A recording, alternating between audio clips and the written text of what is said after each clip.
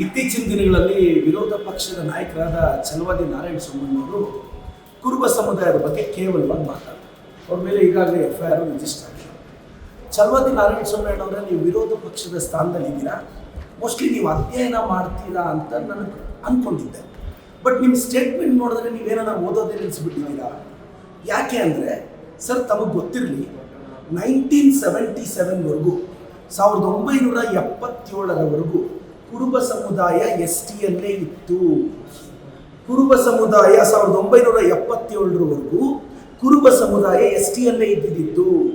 1977ನಲ್ಲಿ backward class chairman ಆಗಿ LG Havanur, justice LG Havanur ಅವರು ಏನು ಮಾಡ್ತಾರೆ, ST ಸಮುದಾಯದಲ್ಲಿದ್ದ ಕುರುಬ ಸಮುದಾಯವನ್ನು ಮೋಸ್ಟ್ ಬ್ಯಾಕ್ವರ್ಡ್ ಕ್ಲಾಸ್ ಕ್ಯಾಟಗರಿ ಅಂತ STಯಿಂದ ತೆಗೆದು ಮೋಸ್ಟ್ ಬ್ಯಾಕ್ವರ್ಡ್ ಕ್ಯಾಟಗರಿಗೆ ಹಾಕ್ತಾರೆ. ಅಂದರೆ 1977ವರೆಗೂ STಯಲ್ಲಿದ್ದ ಕುರುಬ ಸಮುದಾಯ ಮೋಸ್ಟ್ ಬ್ಯಾಕ್ವರ್ಡ್ ಕ್ಲಾಸ್ ಕ್ಯಾಟಗರಿಗೆ ಬರುತ್ತೆ. ಇದು ನಡೆದ ಡೆವಲಪ್ಮೆಂಟ್. ಈಗ ಕುರುಬ ಸಮುದಾಯದವ್ರು ಏನು ಕೇಳ್ತಾ ಇದ್ದಾರೆ, ಸರ್ ಸಿನ್ಸ್ ಇಂಡಿಪೆಂಡೆನ್ಸ್ ನಾವು STಯಲ್ಲಿದ್ವಿ, ಸೊ ದಯವಿಟ್ಟು STಗೆ ಹಾಕ್ಕೊಡಿ ಅಂತ ಒಂದು ರೆಕಮೆಂಡೇಶನ್ ಕೊಟ್ಟಿದ್ದಾರೆ. ಇದನ್ನು ತೀರ್ಮಾನ ಮಾಡಬೇಕಾಗಿರೋದು ಸೆಂಟ್ರಲ್ ಗೌರ್ಮೆಂಟು ಮತ್ತು ಸೆಂಟ್ರಲ್ ಏಜೆನ್ಸೀಸು. ಅವ್ರು ಏನು ಹೇಳ್ತಾರೋ ಹೇಳಿ. ಅದು ಬಿಟ್ಟು ನಮ್ಮ ಛಲವಾದಿ ನಾರಾಯಣ ಸ್ವಾಮಣ್ಣವರು ಕುರುಬ ಸಮುದಾಯದ ಕಾಂಟ್ರಿಬ್ಯೂಷನ್ ಬಗ್ಗೆ ಛಲವಾದಿ ನಾರಾಯಣ ಸ್ವಾಮಣ್ಣವ್ರಿಗೆ ಗೊತ್ತಿಲ್ಲ ಅನ್ಸುತ್ತೆ. ಅಣ್ಣ, ದಕ್ಷಿಣ ಭಾರತವನ್ನು ಸರಿಸುಮಾರು 325 ವರ್ಷಗಳ ಕಾಲ ಕುರುಬರು ರೂಲ್ ಮಾಡಿರೋದು.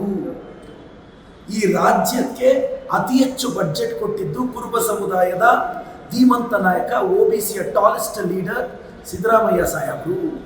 ಕುರುಬ ಸಮುದಾಯದವರು ಸರ್, ಸಿಪಾಯಿ ದಂಗೆ ಆದಾಗ ಬ್ರಿಟಿಷರಿಗೆ ಮತ್ತು ಕುರುಬರಿಗೆ ಗಲಾಟೆ ಆಗುತ್ತೆ. ಕುರುಬರು ರೆಬಲ್ಟ್ ಆಗಿದ್ದಕ್ಕೆ ಬ್ರಿಟಿಷರು ಕುರುಬರನ್ನ ನೋಡಿ ಹೆದರ್ತಾರೆ. ಇದು ನಾನು ಹೇಳಿದ್ದಲ್ಲ, ಕರ್ನಾಟಕ ವಿಶ್ವವಿದ್ಯಾಲಯದ ರಿಸರ್ಚ್ ಪೇಪರ್ ಹೇಳುತ್ತೆ. ಆ ರಿಸರ್ಚ್ ಪೇಪರ್ನ ನಾನು ತಮಗೂ ಮಾಧ್ಯಮದ ಸ್ನೇಹಿತರಿಗೆ ಫಾರ್ವರ್ಡ್ ಮಾಡ್ತಾ ಇದ್ದೀನಿ. ಅಂದರೆ ಇವತ್ತು ಕುರುಬ ಸಮುದಾಯ ಬರೀ ಕರ್ನಾಟಕದಲ್ಲ ಸರ್, ಇಲ್ಲಿ ಸರಿಸುಮಾರು 9.3% ಕರ್ನಾಟಕದ ಪಾಪ್ಯುಲೇಷನ್ ಇದೆ ಅಂತ ಡೇಟಾ ಹೇಳುತ್ತೆ. ಇವತ್ತು ಕುರುಬರನ್ನ ಮಹಾರಾಷ್ಟ್ರದಲ್ಲಿ ದಾಂಗರ್ಸ್ ಅಂತ ಕರಿತೀವಿ, ರೈಕಾಸ್ ಅಂತ ಗುಜರಾತಲ್ಲಿ ಕರಿತೀವಿ, ದೇವಾಸಿಸ್ ಅಂತ ರಾಜಸ್ಥಾನಲ್ಲಿ ಕರಿತೀವಿ, ಕದಾರಿಯಾಸ್ ಅಂತ ಹರಿಯಾಣದಲ್ಲಿ ಕರಿತೀವಿ. ಇವತ್ತು ದೇಶದಲ್ಲಿ ಅವ್ರದ್ದೇ ಆದ ರೆಪ್ರೆಸೆಂಟೇಷನ್ ಇದೆ. ಛಲವಾದಿ ನಾರಾಯಣ ಸ್ವಾಮಣ್ಣ ಪ್ರತಿಯೊಬ್ಬರು ಅವರ ಸಮುದಾಯಕ್ಕೋಸ್ಕರ ರಿಸರ್ವೇಷನ್ಗೋಸ್ಕರ ಅವ್ರು ಫೈಟ್ ಮಾಡ್ತಾರೆ. ನೀವು ಯಾಕೆ ಒಂದು ಅತಿ ಹೆಚ್ಚು ಪ್ರಬಲವಾಗಿರೋ ಒಂದು ಸಮುದಾಯದ ಬಗ್ಗೆ ಕೇವಲವಾಗಿ ಮಾತಾಡ್ತೀರಾ? ಈಗ ನಾನು ಒಂದು ಹಿಂದುಳಿದ ಸಮಾಜದ ಬಲಿತ ಸಮುದಾಯ ಸರ್, ನನ್ನ ಕಮ್ಯುನಿಟಿ 2A ಕಾರಣಾಂತರಗಳಿಂದ 2Aಯಿಂದ ನನ್ನ ಕಮ್ಯುನಿಟಿ ಆಚೆ ಬಂತು. ನಮ್ಮನ್ನೀಗ 3Aಗೆ ಹಾಕಿದ್ದಾರೆ. ನಾವು ತುಂಬ ವರ್ಷಗಳಿಂದ, ನಾನು ಚಿಕ್ಕವನಾಗಿದ್ದಾಗಿಂದ ನಮ್ಮ ಸಮುದಾಯದ ಹಿರಿಯರು ಫೈಟ್ ಮಾಡ್ತಾರೆ ಇದ್ದಾರೆ. ನಾವೀಗ ಎಜುಕೇಷನ್ 2Aಲ್ಲಿದ್ದೀವಿ. ನಾವೀಗ ಎಂಪ್ಲಾಯ್ಮೆಂಟ್ಗೂ ನಮ್ಮ ಸಮುದಾಯದ ಮಕ್ಕಳಿಗೋಸ್ಕರ 2A ಕೇಳ್ತಾ ಇದ್ದೀವಿ. ನಾನು ಈಗ ಮುಖ್ಯಮಂತ್ರಿಗಳನ್ನ ಒತ್ತಾಯಿಸ್ತಿದ್ದೀನಿ, ಸರ್ ನಮ್ಮನ್ನು 2Aಗೆ ಹಾಕ್ಕೊಡಿ ಸರ್, ಅವಕಾಶ ಮಾಡಿಕೊಡಿ ಸರ್. ಮೊನ್ನೆ ಬ್ಯಾಕ್ವರ್ಡ್ ಕ್ಲಾಸ್ ಕಮಿಷನ್ ರಿಪೋರ್ಟಲ್ಲೂ ಮೀಟಿಂಗಲ್ಲೂ ನಾನು ರಿಕ್ವೆಸ್ಟ್ ಮಾಡಿದ್ದೀನಿ. ಅವ್ರವ್ರ ಸಮುದಾಯಕ್ಕೆ ಅವ್ರು ಫೈಟ್ ಮಾಡ್ತಾರೆ. ಕುರುಬ ಸಮುದಾಯದವ್ರು ST ಕೇಳ್ತಾ ಇದ್ದಾರೆ. ಅದು ಕೇಂದ್ರಕ್ಕೆ ಬಿಟ್ಟಿದ್ದು. ಛಲವಾದಿ ನಾರಾಯಣ ಸ್ವಾಮಣ್ಣ ಯಾಕೆ ಮೂಗು ತೋರಿಸ್ತಾರೆ? ಹೋಗ್ಲಿ, ಅವ್ರಿಗೆ ಗೊತ್ತಿದೆಯಾ ಕುರುಬ ಸಮುದಾಯದ ಕಾಂಟ್ರಿಬ್ಯೂಷನ್ ಬಗ್ಗೆ? ದಯವಿಟ್ಟು ಛಲವಾದಿ ನಾರಾಯಣ ಸ್ವಾಮಣ್ಣ, ನೀವು ವಿರೋಧ ಪಕ್ಷದ ನಾಯಕರಿದ್ದೀರಾ, ಸ್ವಲ್ಪ ಓದ್ಕೊಂಡ್ರೆ ಅನುಕೂಲ ಆಗುತ್ತೆ. ಏಕಾಏಕಿ ಬಾಯಿಗೆ ಬಂದಿದ್ದು ಮಾತಾಡ್ತೀರಾ. ಅಸ್ತಿತ್ವದ ಕೊರತೆ ಆದಾಗ ಹೀಗೆ ಆಗೋದು. ಛಲವಾದಿ ನಾರಾಯಣ ಸ್ವಾಮಿ, ST ಸಮುದಾಯ ಈಗಾಗಲೇ ನಮ್ಮ ನಾಡಿಗೆ ಅಪಾರವಾದ ಕೊಡುಗೆ ಕೊಟ್ಟಿದೆ. ಕುರುಬ ಸಮುದಾಯದವ್ರು ಕ್ಲೈಮ್ ಮಾಡ್ತಿದ್ರೆ ಅದಕ್ಕೆ ಅವಕಾಶ ಮಾಡಿಕೊಡ್ಲಿ ಅಂತ. ಈಶ್ವರಪ್ಪನವರೇ, ನಿಮ್ಮ ಹತ್ರ ದುಡ್ಡಿದೆ ಸರ್, ನೀವು ಬೆಳೆದಿದ್ದೀರಾ ಸರ್, ನಿಮ್ಮ ಮಕ್ಕಳು ಬೆಳೆದಿದ್ದಾರೆ ಸರ್. ನಿಮ್ಮ ಸಮುದಾಯದ ಬಡ ಮಕ್ಕಳು ಯಾವಾಗ ಸರ್ ಬೆಳೆಯೋದು?